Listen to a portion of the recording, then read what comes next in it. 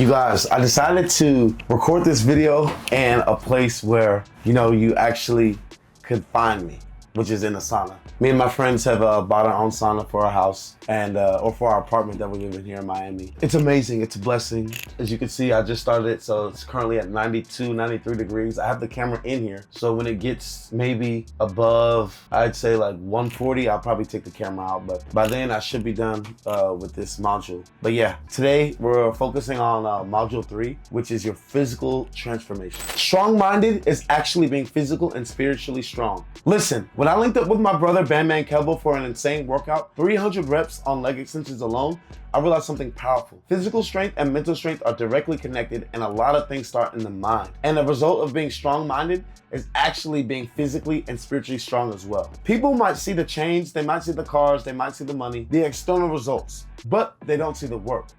They don't see those early morning workouts, the discipline it takes to push your body when your mind is saying stop. That's where the real transformation happens. Most people approach fitness as purely physical, but I need you to understand something deeper. Physical training is a spiritual warfare. When you push through the pain, you choose discipline over comfort. You're strengthening not just your muscles, but your spirit. In the Bible, 1 Corinthians 9:27 says, I discipline my body and keep it under control. This isn't just about looking good. It's about mastering yourself. Every rep, every set, every workout is a battle against weakness, against the part of your body that wants to stay comfortable and average. I want you to try something. During your next workout, eliminate all distractions. Focus intently on each movement and sensation. When you feel like stopping, note the thoughts that arise, then push beyond that point. You'll discover that physical training isn't just about your body, it's about conquering your mind. Physical training doesn't just build muscle, it rewires your brain.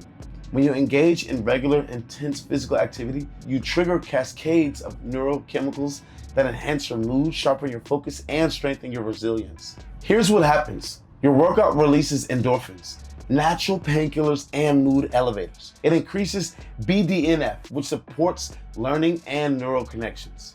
It triggers healthy, sustained dopamine release without the crash you get from substances. It boosts serotonin for improved mood stability and sleep quality. And especially for the men watching this, it can increase testosterone, which drives focus, recovery, and overall vitality. When I eliminated weed and alcohol while simultaneously increasing my training intensity, the mental clarity I experienced was extraordinary. The natural high from training became far more satisfying than any artificial substance. Let me tell you, around day 30 of this journey, I had a workout so intense that afterward, I felt that wave of clarity and peace wash over me. In that moment, I realized I didn't need any external substance to feel amazing. My body was capable of producing everything I needed. That was a turning point for me. I literally felt high off of life. Before we build your training plan, we need to establish where you'll start from and where you'll want to go.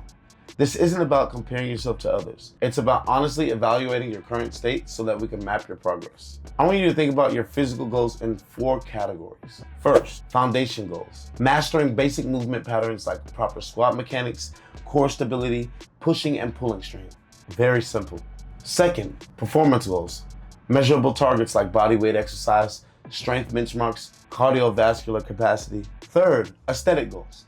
Body composition changes, like reducing body fat percentage, developing specific muscle groups. Fourth, lifestyle integration goals. How your fitness enhances your life through increased resilience, confidence, and longevity. I want you to set a 90-day goal in each of these categories. Make them specific and measurable. Connect them to your larger purpose. Identify potential obstacles and solutions. And most importantly, share these goals with your accountability partners from Module 1. Regardless of your specific goals, certain principles govern effective physical development. Understanding these principles will allow you to create training approaches that work for your unique body and circumstances. First principle, progressive overload. You must gradually increase the demands on your body over time. This can mean more weight, more reps, less rest, or better technique. Without progression, there's no adaptation. For me, I say all of it at once. More weight, more reps, less rest. It's that season. Second principle, specificity. Your training must directly address your goals. If you want to be stronger, you need to lift.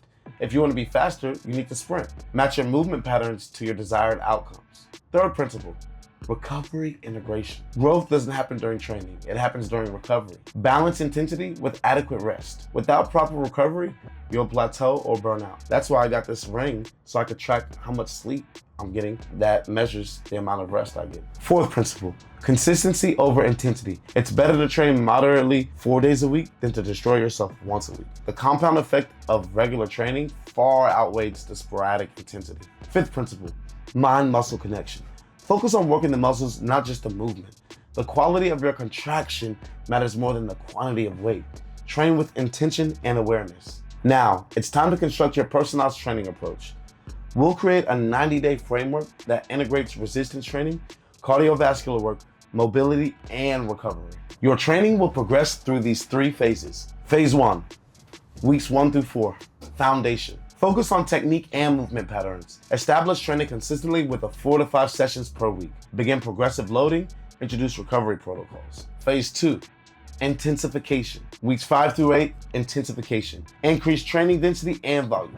Implement strategic overreaching periods and advanced techniques as appropriate. Refine nutrition timing around workouts. Phase 3, peak and evaluate. Push towards specific performance targets. Test progression against baseline measurements, capture visual performance data, and plan your next 90-day cycle. Depending on your experience level, your weekly training might look different. For beginners, I recommend 3 full-body resistance sessions with light cardio, alternated with recovery push days. For intermediates, a push-pull leg split work will work with strategic cardio integration. Leave specific exercises, sets, and reps in your workbook. But remember, the principles matter more than the exact program. Adapt based on your response and recovery capacity. The path to physical transformation is rarely smooth. Let's address the common challenges you'll face and prepare you to overcome them. First challenge, time constraints. The solution, high intensity, efficient workouts. Exercise snacking throughout the day if needed. Schedule trainings like non-negotiable meetings. Eliminate time-wasting activities to prioritize training. Second challenge, energy fluctuations. Adjust the workout intensity to the energy levels when necessary. Optimize pre-workout nutrition. Focus on showing up, even if you need to modify the plan. Third challenge, plateaus. Implement systematic progression variables. Keep training logs to track patterns.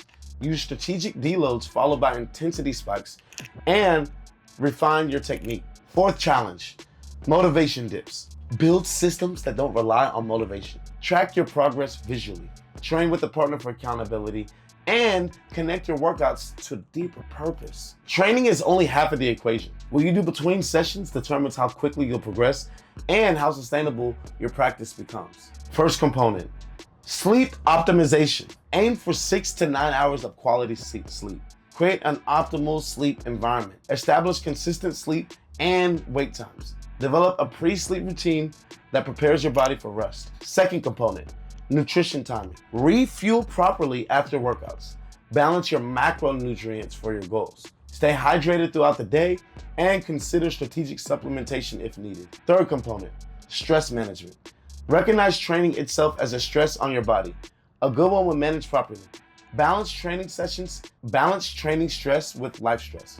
Implement parasympathetic activation techniques like deep breathing or meditation. Fourth component, active recovery methods. Incorporate mobility practices. Use self-mild physical release techniques. Try contrast therapy, including cold exposure. Include low-intensity movement on rest days. It's time to put this knowledge into action.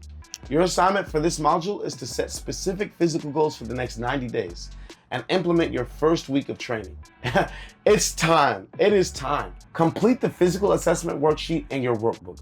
Take baseline measurements and photos. Record current performance markers. Step 2, establish your 30, 60, and 90-day goals in each goal category. Make them challenging but achievable. Step 3, implement week 1 of your training plan using the templates provided. Track performance in your training log. Step 4, create your environment for success by preparing your workout space, scheduling your sessions, and gathering any equipment you need. Brothers and sisters, I want you to understand something powerful. Physical training goes far beyond aesthetics. When you push your body, you're also strengthening your mind and spirit. You're proving to yourself that you can do hard things, that you can choose discipline over desire. I've experienced this transformation firsthand. When I committed to physical excellence alongside quitting those vices, I discovered strengths I never knew I had. My capacity for work increased, my mental toughness expanded, My belief in what's possible completely shifted. Faith without work is dead. That means you must go to work and have continuous faith. The Lord will see that and He will always make a way. In our next module, we'll focus on the dopamine detox, a powerful practice that will reset your brain's reward system and further accelerate your transformation. The physical foundation we're building now will make that detox much more effective. Stay locked in, stay focused, and remember, it's that season specifically for a reason. Thank you. Now, go complete your physical assessment, set those goals, and get your training started. I'll see you in the next module.